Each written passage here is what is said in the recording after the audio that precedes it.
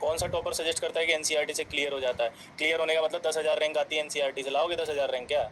वो ये कहते हैं एनसीईआरटी भी पढ़ो, वो ये नहीं कहते हैं कि एनसीईआरटी ही पढ़ो। स्टेटमेंट का तो मतलब समझो। क्या बोलते हैं टॉपर? एक बच्चों ने लिखा फिर टॉपर क्यों बोलते हैं कि एनसीईआरटी से रैंक आ जाती है? अरे टॉपर ने बोला ही कब है? तुमने मतलब निकाल लिया उसका भाई।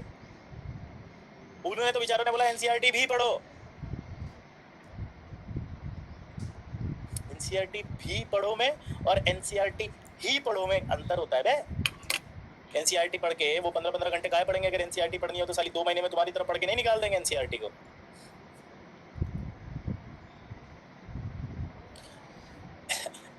एनसीईआरटी भी पढ़ो क्योंकि उसमें से भी सवाल आते हैं, समझ गए? ये थोड़ी कहा है कि उसी में से सवाल आते हैं।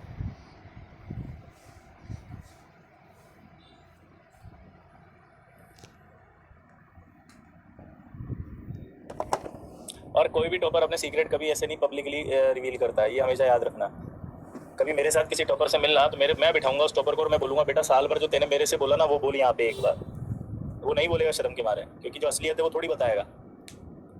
वो थोड़ी बताएगा कि वो भी गेम खेलता था, वो थोड़ी बताया था कि वो भी डिप्रेस हो गया था, वो थोड़ी बताएगा कि उसने भी 1 महीने के लिए पढ़ाई छोड़ दी थी, वो थोड़ी बताएगा कि विजय सर ने उसको डांटा था, ये थोड़ी बताएगा कि वो भी लैपटॉप पे जो है वो रात को बैठ जाता था मूवी देखता रहता था, नहीं पढ़ता था।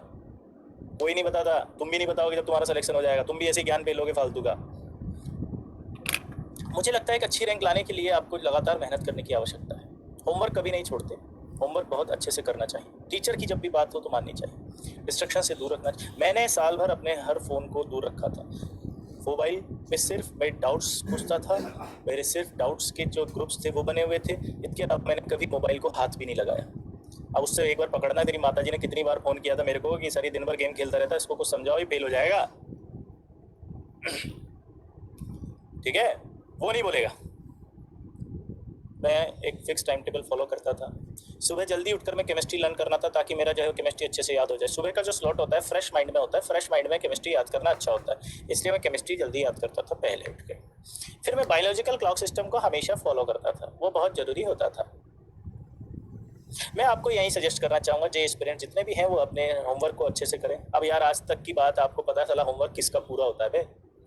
किसी का नहीं होता, चाहे टॉपर हो चाहे नहीं हो, सबकी पेंडिंग पड़े हुए हैं, सबके पड़े हुए हैं। मैं बोल रहा हूँ ना, हाँ।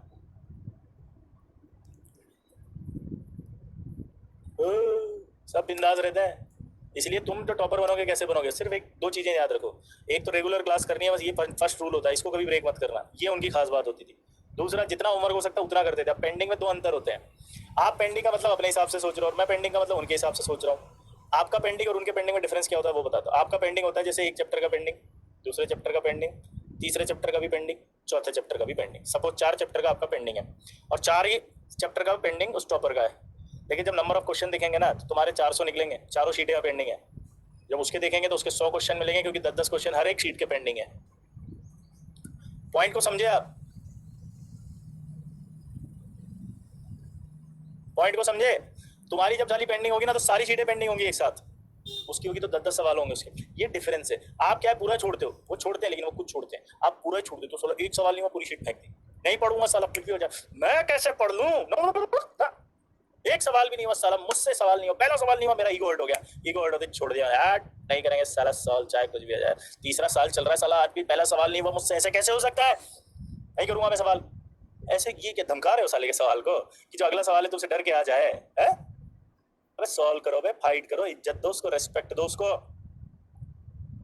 जब इज्जत दोगे तभी तो इज्जत मिलेगी। सवालों को इज्जत दो। देखो फिर आप सवाल कितनी इज्जत देता है आपको एग्जाम के अंदर। सैल्यूट करेगा, नमस्कार सर, अच्छा आप आए सर, मैं सर सी ऑप्शन हूँ सर, आप मुझे टिक करिए, आपका सिलेक्शन श्योर होगा सर, आपने मुझे बहुत इज्जत दी थी, आज मेरा समय है सर, मैं आपको रिस्पेक्ट देता हूँ सर, सी ऑप्शन टिक करिएगा, मेरे सवाल का आंसर सी है, तब आप सी टिक करेंगे। दूसरा क्वेश्चन भी देगा, सर मैं बी, सर आप मुझे टिक करिए, सर आपने इतनी रिस्पेक्ट दी थी, तब वो टिक करेगा बी। अब तुम्हारे केस में क्या होता है? क्वेश्चन पढ़ते ही क्वेश्चन कहता, अच्छा तू साले तेने मेरे को फेंका था ना, शीट बंद करके फेंका था, याद आ गया मुझे। साले मूवी खोल रहा था मैं, शीट वो इंतजार कर रहा बैठा बैठा कि भाई कर ले, तू मोबाइल खोल के साले चैटिंग कर रहा था। हाय कैसे हो, how are you, I am fine, या व्हाट्स द न्यू। अब मैं कह रहा भाई मुझे भी तो कर लो, काहे बुलाया मुझे, काहे बिठा रखा शीट खुला के? साला एक टांग पे खड़ा करके हमको बिठा के 2 घंटे साला चैटिंग कर लिया तुम। अब बताते हैं, सी ऑप्शन होता है, वो बोलता बी, जा साले को मजे ले इसके, जा तू बोल बी। बी कहता मैं क्यों जाऊँ, डी को बोलना, तो डी भी तू जा डी। तो साला हमको सब नजर आता है, इसमें बी भी हो सकता है, इसमें डी भी हो सकता है, इसमें सी भी हो सकता है। और कई बार तो सी पता है क्या कहता है, साले सब छुप जाओ, मत देखो साले को, एक भी आंसर नजर नहीं आता है, सब उड़ जाता है। भगवान कौन सा आंसर है क्वेश्चन में, दिख ही नहीं रहा साला, कहाँ टिक करे बे, एक भी नहीं दिख रहा, कुछ नजर नहीं आता। तो पहले रिस्पेक्ट देना सीखो सवालों को, रिस्पेक्ट दोगे तब आपको रिस्पेक्ट मिलेगी। क्लियर? अरे बाप रे टाइम ही हो गया, ओ सॉरी यार।